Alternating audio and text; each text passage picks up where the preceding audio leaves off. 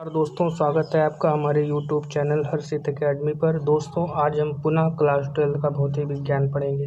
दोस्तों, इससे पहले हम पहली इकाई और पहले चैप्टर का 2 वीडियो अपलोड कर चुके हैं। इस वीडियो को देखने से पहले पिछले 2 वीडियो ज़रूर देख लें। दोस्तों, जैसा कि आप जानते हैं, पिछले 2 वीडियो में मैंने आपको पहले वीडियो में वैद्युत आवेश क्या होता है पढ़ाया था, और दूसरे वीडियो में मैंने आपको आवेश संरक्षण का सिद्धांत और आवेशों का क्वांटीकरण पढ़ाया था। आवेशों का क्वांटीकरण में मैंने आपको पढ़ाया था Q बराबर यानी एक फार्मूला बताया था, जहाँ पर Q क्या था, आवेश था, N क्या था, इलेक्ट्रॉनों की संख्या जिसको नाम दिया गया था क्वांटम संख्या, और E क्या था, मूल आवेश। मूल आवेश मैंने आपको उस वीडियो में बताया था, इससे छोटा कोई आवेश नहीं होता।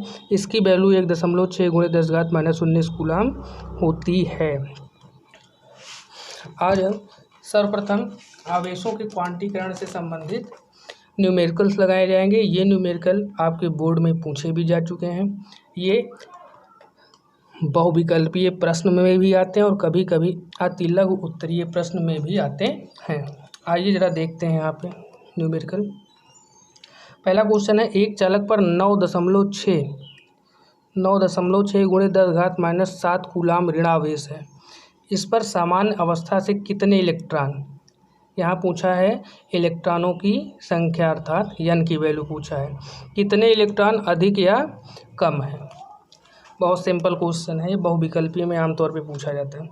देखिए क्वेश्चन क्या है, एक चालक पर 9.6 × 10⁻⁻7 कूलाम आवेश ऋण आवेश है। दोस्तों, एक चीज़ यहाँ ये दिया है कूलाम।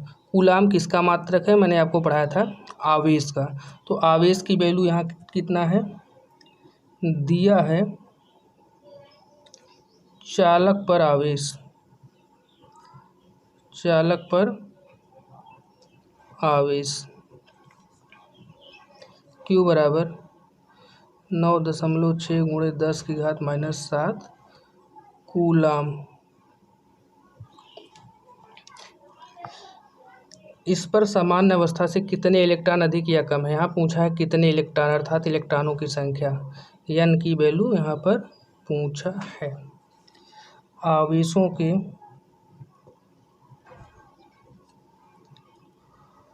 क्वांटीकरण से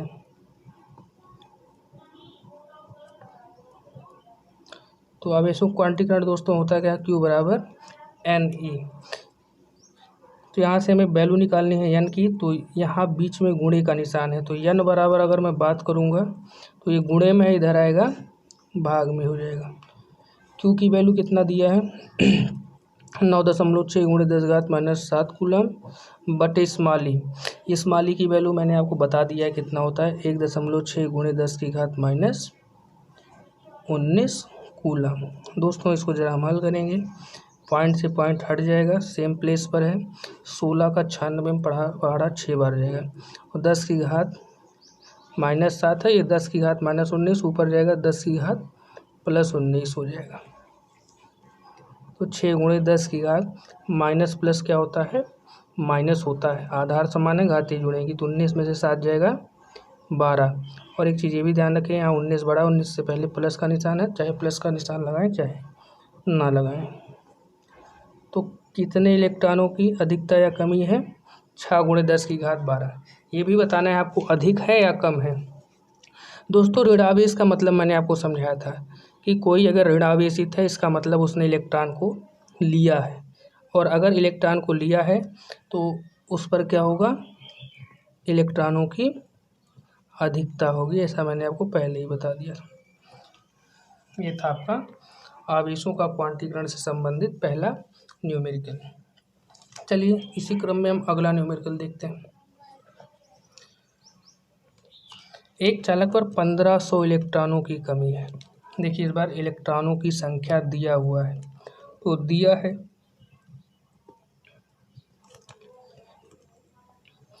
इलेक्ट्रॉनों की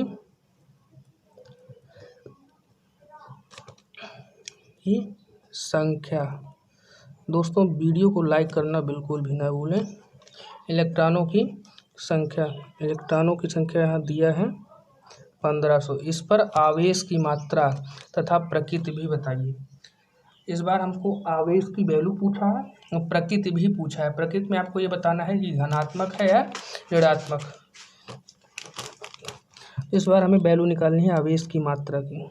आवेश की मात्रा जिसको हम दिखाते हैं क्यू से। क्यू की वैल्यू पूछा है।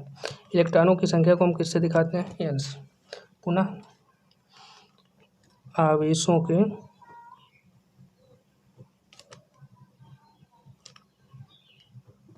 क्वांटीकरण से। तो फार्मूला क्या होता है? क्यू बराबर एन ई। वैल्यू इस बार हमें निकालना है आवेश की मात्रा अर्थात क्यू की। एन की वैल्यू कितना दिया है? 1500 गुणे स्मॉल ई। स्मॉल ई आवेश का मान कितना होता है? मूल आवेश का 1.6 गुणे 10 की घात माइनस 19। इसको दोस्तों हम हल करेंगे तो हमारा क्या आ जाएगा आंसर। तो इसको हम ऐसे लिख सकते हैं 15 गुणे 1.6 गुणे 10 की घात माइनस 19। और यहाँ 100 को हम लिखेंगे 10 की घात 2 कम होके आ जाएगा 10 की घात माइनस 17। और इसको ओवरऑल जब हम गुणा कराएंगे तो 15 का 16 से होगा 240 2.4 गुणे 10 की घात माइनस 16। ओवरऑल सॉल्व करने पर आपका यही आएगा। और ध्यान रखे रहिएगा मात्रक लिखना बिल्कुल भी ना भूलें। क्यों? आवेश का मात्रक क्या होता है? कूलम। ये था हमारा दूसरा न्यूमेरिकल जो कि बहुत ही ज़्यादा आसान था। आइए हम तीसरा न्यूमेरिकल भी देखते हैं। बहुत अच्छा क्वेश्चन है, पढ़ते हैं पहले इसको हम। धातु के एक टुकड़े पर एक नैनो कूलाम आवेश स्थापित करने के लिए कितने इलेक्ट्रॉन धातु से स्थापित या स्थानांतरित करने होंगे। क्वेश्चन ने पुनः पूछा है कितने इलेक्ट्रॉन, अर्थात इलेक्ट्रॉनों की संख्या को पूछा है। या नैनो दिया है, नैनो को हटाने के लिए आप जानते होंगे हम 10 की घात माइनस 9 से क्या करते हैं? गुणा करते हैं। ऐसा हम 9th में ही पढ़ चुके हैं। आइए देखते हैं। धातु के एक टुकड़े पर एक नैनो कूलाम आवेश, मतलब इस बार कूलाम दिया है। कूलाम किसका मात्रक? आवेश का।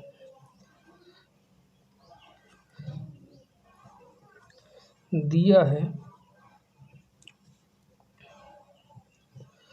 धातु के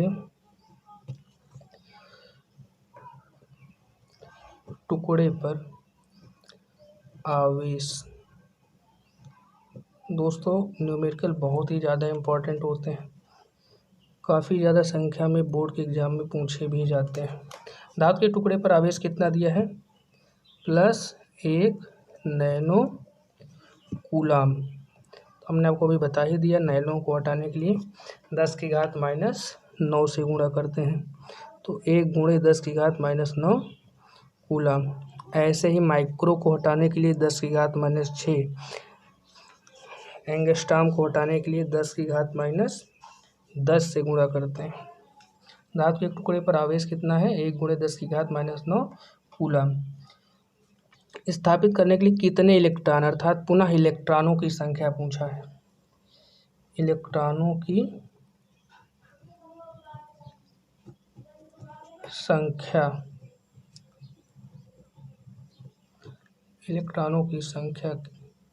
अर्थात स्मॉल n का मान पूछा है। पुनः आवेशों के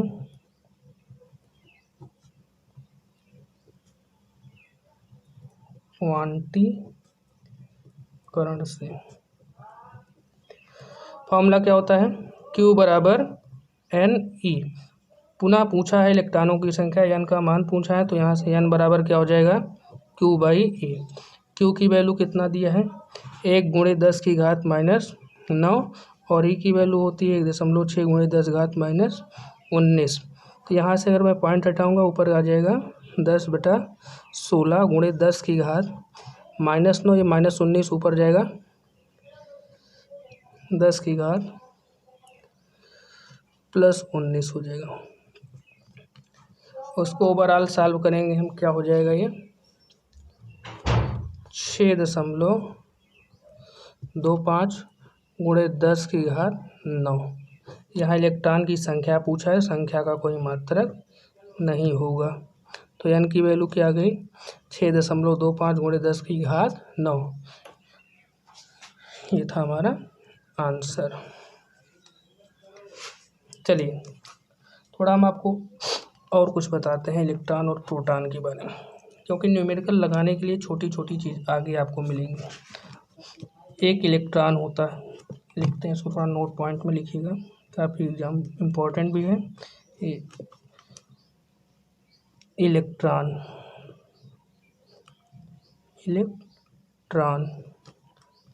प्रोटॉन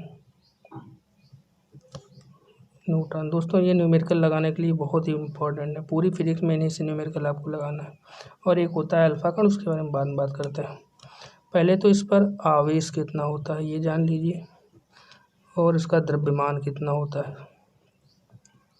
और इसकी खोज किसने की थी, अर्थात खोजकर्ता। इलेक्ट्रॉन पर आवेश 1.6 गुणे 10 की घात -19 कूलाम होता है। द्रव्यमान इसका कितना होता है 9.1 गुणे 10 की घात -31 किलोग्राम। इलेक्ट्रॉन खोज करता है एक साथी में बता दूंगा अभी आपको। प्रोटॉन का द्रव्यमान सेम वही इलेक्ट्रॉन का द्रव्यमान ही होता है। फर्क इतना है कि इलेक्ट्रॉन ऋण आवेशित कण है और प्रोटॉन धन आवेशित। 1.6 गुणे 10 की घात -19 कूलाम। और प्रोटॉन का द्रव्यमान कितना होता है ये भी इम्पोर्टेंट है, इसको थोड़ा सा बता रहा हूँ। 1.67 आगे 2 भी होता है, चाहे उसको आप याद करें चाहे ना करें, -10 की घात 27 किलोग्राम। न्यूट्रॉन पर आवेश 0 होता है, अर्थात ये क्या होता है, उदासीन होता है। इसका द्रव्यमान भी सेम वही प्रोटॉन का द्रव्यमान होता है, लगभग 1.67 गुणे 10 की घात -27 किलोग्राम। एक अंक का फर्क रहता है, ये होता है 1.672 और ये होता है 1.675, लेकिन आप 2 डिजिट तक ही याद करेंगे तब भी कोई दिक्कत नहीं। इलेक्ट्रॉन, प्रोटॉन और न्यूट्रॉन के खोजकर्ता का नाम, इसकी भी ट्रिक है, आप जानते ही होंगे, बता दे रहा हूँ। ईंटा पर नाचे। इलेक्ट्रॉन की खोज थॉमसन ने की थी, जे थॉमसन, उसे थॉमसन कहा जाता है उनको। प्रोटॉन की खोज रदरफोर्ड ने की थी, रदरफोर्ड ने की थी। न्यूट्रॉन की खोज किसने की थी, चैडविक ने की थी। दोस्तों ये वीडियो आज बहुत ही इम्पोर्टेंट है, क्योंकि आज आप इस चैप्टर का सबसे इम्पोर्टेंट टॉपिक पढ़ेंगे, और वो टॉपिक है कूलाम का नियम। बहुत ही ज़्यादा इम्पोर्टेंट टॉपिक, एक बार आप इसको पढ़ लेंगे दोबारा नहीं भूलेंगे, इसकी गारंटी है। आइए अगली हेडिंग देखते हैं हम क्या है। देखो कूलाम का नियम पढ़ने से पहले एक बार हम पदार्थों का वर्गीकरण आपको बता देते हैं, थोड़ा ये भी इम्पोर्टेंट। क्लासिफिकेशन ऑफ मटेरियल्स, पदार्थों का वर्गीकरण। पदार्थों का वर्गीकरण आपको पता होगा। पहले पदार्थों का वर्गीकरण जानने से पहले आप एक बार थोड़ा हम बात कर लेते हैं मुक्त इलेक्ट्रॉन। किसकी बात कर लेते हैं, मुक्त इलेक्ट्रॉन की। मुक्त इलेक्ट्रॉन को फ्री इलेक्ट्रॉन कहा जाता है। मुक्त इलेक्ट्रॉन को चालन इलेक्ट्रॉन भी कहा जाता है, कंडक्शन इलेक्ट्रॉन। होता क्या है इसमें, जब हम आप बात करते हैं, आप जानते हैं जैसे कोई अणु होता है, अणु का ये क्या होता है, अणु हुआ परमाणु है, इसका नाभिक होता है। नाभिक से वायतम बहुत सारी कक्षाएं होती हैं, ऐसे ही बहुत सारी कक्षाएं होती हैं। आप जानते हैं वायतम कक्षाओं में इलेक्ट्रॉन नाभिक से दुर्बलता पूर्वक बंधे रहते हैं। आप जानते हैं ये वाला ज़्यादा दृढ़ बन रहा है, आगे वाला कम दृढ़, ऊपर वाला और कम दृढ़। ऐसे ये जो सबसे ऊपर होता है वो सबसे दुर्बलता पूर्वक बना रहता है। दुर्बलता पूर्वक मतलब वो फ्री है, मुक्त है, और ये मुक्त होने के कारण इसी में क्या करता है, चारों ओर चक्कर लगाता है। तो जो इलेक्ट्रॉन वाहतम कक्ष में होता है और दुर्बलता पूर्वक बंधा होता है, उसे हम क्या कहते हैं, मुक्त इलेक्ट्रॉन। किसी पदार्थ में जितने ज़्यादा मुक्त इलेक्ट्रॉन होंगे उसमें उतनी ज़्यादा वैद्युत धारा बहती है, और जितनी ज़्यादा वैद्युत धारा बहेगी उसकी चालकता भी उतनी ही ज़्यादा होगी। उसको ध्यान रखिएगा, अगर मुक्त इलेक्ट्रॉन ज़्यादा हैं तो चालकता भी ज़्यादा होगी और वैद्युत धारा भी उसमें ज़्यादा बहेगी। आइए इसको हम जरा लिखते हैं। किसी पदार्थ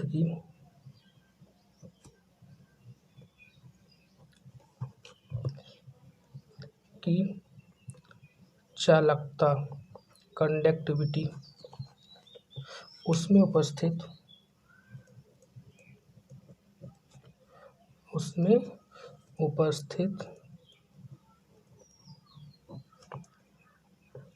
मुक्त इलेक्ट्रॉनों की, दोस्तों पार्ट 4 है वैद्युत धारा का प्रवाह, उसमें आपको मुक्त इलेक्ट्रॉन, वैद्युत धारा, चालकता सब बाकायदे समझाया जाएगा। किसी पदार्थ की चालकता उसमें उपस्थित मुक्त इलेक्ट्रॉनों की संख्या पर निर्भर करती है।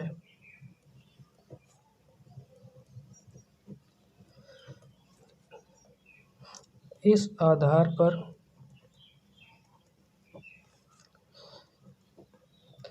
पदार्थों को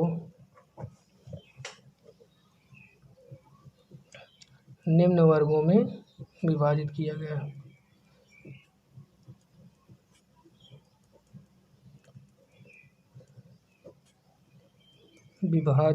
गया है। सबसे पहला है आपका सुचालक या चालक भी कह सकते हैं आप, इंग्लिश होती है इसकी कंडक्टर, CONDUCTER होती है कंडक्टर। चालक क्या होते हैं? वे पदार्थ जिनकी चालकता सबसे अधिक होती है,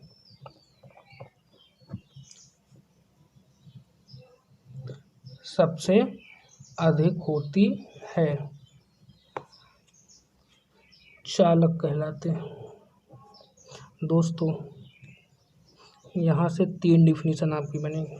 मैंने बताया जिनकी चालकता अधिक है उसमें मुक्त इलेक्ट्रॉन भी क्या होगा, ज़्यादा होगा। तो आपका एक डिफिनीशन ये भी बन सकता है, वे पदार्थ जिनमें मुक्त इलेक्ट्रॉनों की संख्या बहुत ज़्यादा हो उसे हम क्या कहते हैं, चालक कहते हैं।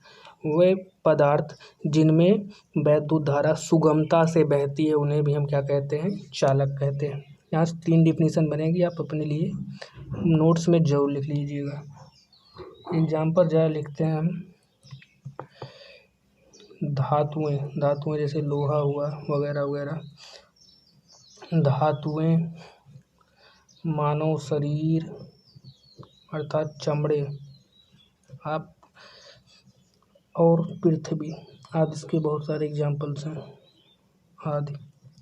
दोस्तों तीनों डिफिनीशन लिख लीजिए। हम आपको चैप्टर नंबर 4 में बताएंगे कि कैसे मुक्त इलेक्ट्रॉन ज़्यादा होता है तो वैद्युत धारा उसमें बहने लगती है। ये सब आगे क्लास में कर चर्चा होगी। चलिए दूसरी हेडिंग हमारी क्या है, एक चालक होता है, दूसरा होता है अचालक। दोस्तों नोट्स आप जरूर बना लीजिएगा। अचालक इसकी इंग्लिश लिखती है क्या, इंसुलेटर्स, बस इसी का अपोजिट। वे पदार्थ जिनकी चालकता बिल्कुल नहीं होती, वे पदार्थ जिनकी चालकता नगण्य होती है। क्या होती है दोस्तों, नगण्य होती है अर्थात होती ही नहीं, अर्थात इसमें मुक्त इलेक्ट्रॉनों की संख्या या मुक्त इलेक्ट्रॉन बिल्कुल भी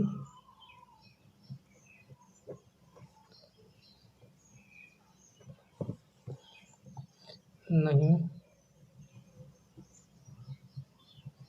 पाए जाते, अचालक कहलाते हैं, अचालक कहलाते हैं।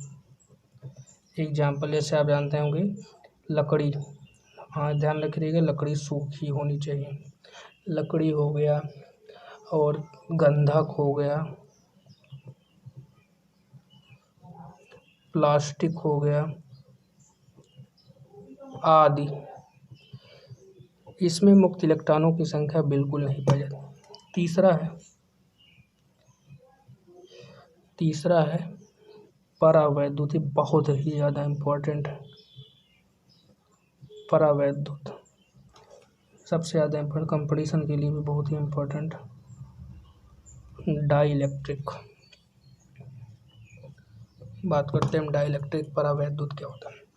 जैसे अचालक होता है, सेम अचालक का ही ये भी पार्ट होता है, बस फर्क इतना है इसमें धारा नहीं बहती अर्थात विद्युत प्रभाव नहीं होता, परंतु परावैद्युत में वैद्युत प्रभाव होता है। किसके कारण होता है? प्रेरण के कारण। प्रेरण क्या होता है? मैंने लास्ट टाइम आपको बताया था, किसी और के प्रेरणा से प्रेरित होना। आइए अब बात करते हैं परावैद्युत के बारे में। परावैद्युत में पहली बार तो जितने भी इलेक्ट्रॉन होते हैं, मान लीजिए इसका नाभिक है, ये वाह्यतम कोश है इसका, इसमें जितने भी इलेक्ट्रॉन होंगे, चाहे वो बाह्यतम हो चाहे वो पास के हो, सारे नाभिक से एकदम दृढ़तापूर्वक बंधे रहते हैं। क्या होते हैं? एकदम दृढ़तापूर्वक बंधे रहते हैं, अर्थात ये फ्री नहीं होते, मतलब गति भी नहीं करते। अगर गति नहीं करते तो मुक्त इलेक्ट्रॉन भी नहीं है। तो पहली बात तो हो गई, परावैद्युत पदार्थ में सभी इलेक्ट्रॉन नाभिक से दृढ़तापूर्वक बंधे रहते हैं और इनमें मुक्त इलेक्ट्रॉन बिल्कुल नहीं पाया जाता। मुक्त इलेक्ट्रॉन नहीं पाया जाता तो ये वैद्युत धारा भी नहीं प्रवाहित होगी। लेकिन इसी परावैद्युत पदार्थ को जब आप कभी वैद्युत क्षेत्र में रख देंगे, क्या करेंगे? वैद्युत क्षेत्र के पास में रख देंगे। जैसे हम वैद्युत क्षेत्र के पास रखेंगे, इसके पृष्ठ पर स्वतः ही आवेश अपने आप ही प्रेरित हो जाएगा। इसके पृष्ठ पर क्या होगा? आवेश प्रेरित, और जैसे ही आवेश आया वैसे ही इसमें वैद्युत प्रभाव भी जनरेट हो जाएगा। तो अचालक में वैद्युत प्रभाव कभी नहीं होगा, लेकिन परावैद्युत पदार्थ में जनरेट होगा। ठीक है, कैसे जनरेट होगा इसको भी ध्यान रखेंगे, प्रेरण द्वारा। किसके द्वारा? प्रेरण द्वारा। उम्मीद करते हैं आपको परावैद्युत पदार्थ समझ में आ गया होगा।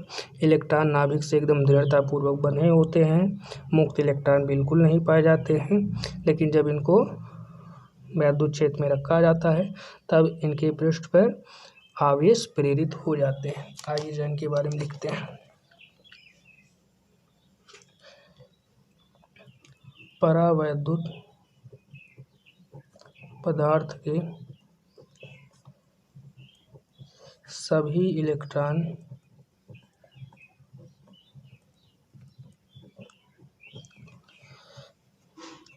अपने नाभिक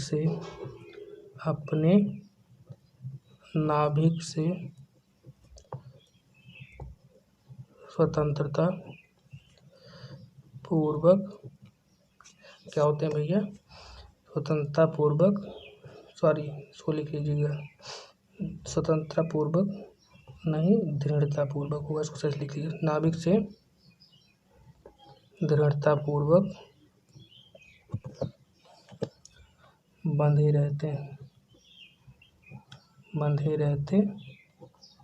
हैं, अर्थात इनमें मुक्त इलेक्ट्रॉन, देखिए परावैद्युत से क्वेश्चन भी आ चुका है बोर्ड में भी, इनमें मुक्त इलेक्ट्रॉन बिल्कुल भी नहीं पाए जाते, बिल्कुल भी नहीं पाए जाते, परंतु जब इन्हें वैद्युत क्षेत्र में रखा जाता है, वैद्युत क्षेत्र में रखा जाता है, वैद्युत क्षेत्र में रखा जाता है, तो इनके पृष्ठों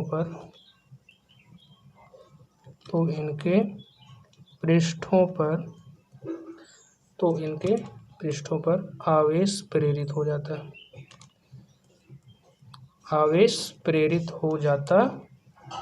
है। इसकी डिफिनीशन इसको हम शॉर्ट फॉर्म में लिख भी सकते हैं। देखिए मैंने आपको बताया ये एकदम अचालक पदार्थ की तरह से होते हैं, केवल इनमें आवेश प्रेरित हो जाता है, बल्कि इसमें नहीं होता है।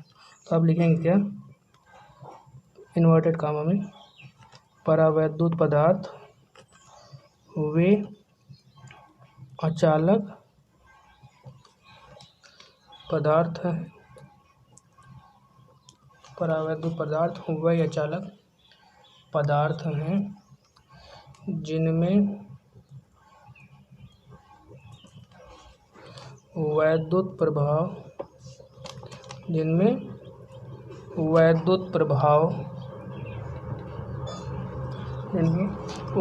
प्रभाव बिना वैद्युत चालन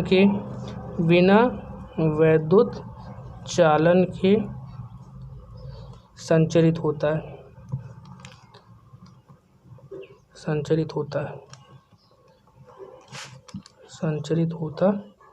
है।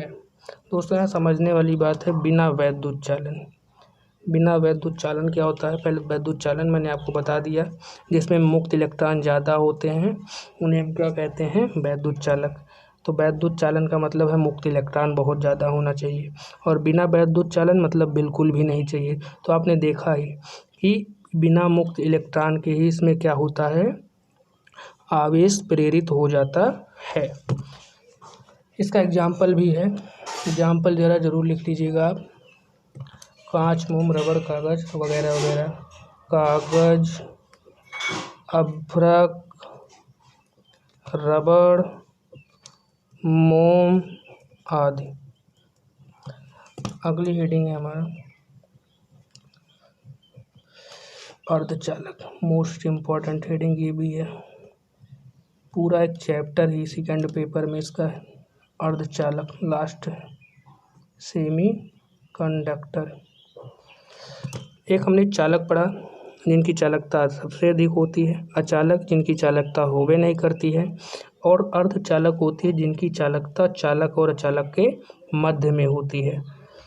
अर्थात चालक से तो कम होगी परंतु अचालक से ज़्यादा। चालक में मैंने बताया इलेक्ट्रॉन बहुत अधिक पाए जाते हैं, मुक्त इलेक्ट्रॉन, इसमें बिल्कुल नहीं पाए जाते, लेकिन अर्धचालक में बहुत कम मुक्त इलेक्ट्रॉन पाए जाते हैं। लिखेंगे क्या भैया, अर्धचालक वे पदार्थ हैं जिनकी चालकता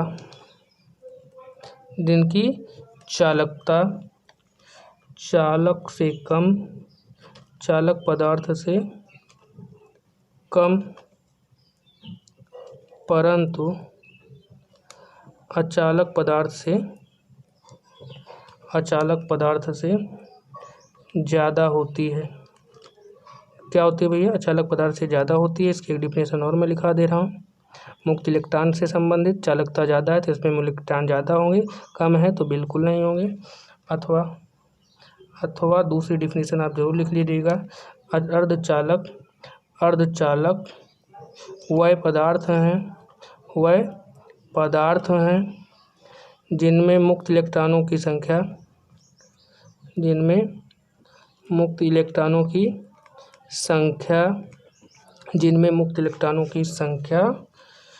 चालक से कम परंतु अर्धचालक से ज़्यादा होती है,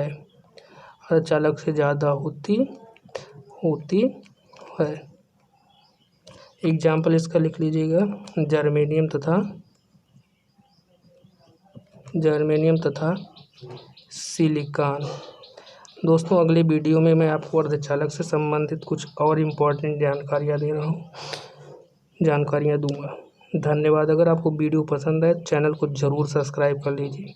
अगला वीडियो अभी कुछ देर बाद ही मैं अपलोड भी कर दूँगा। धन्यवाद।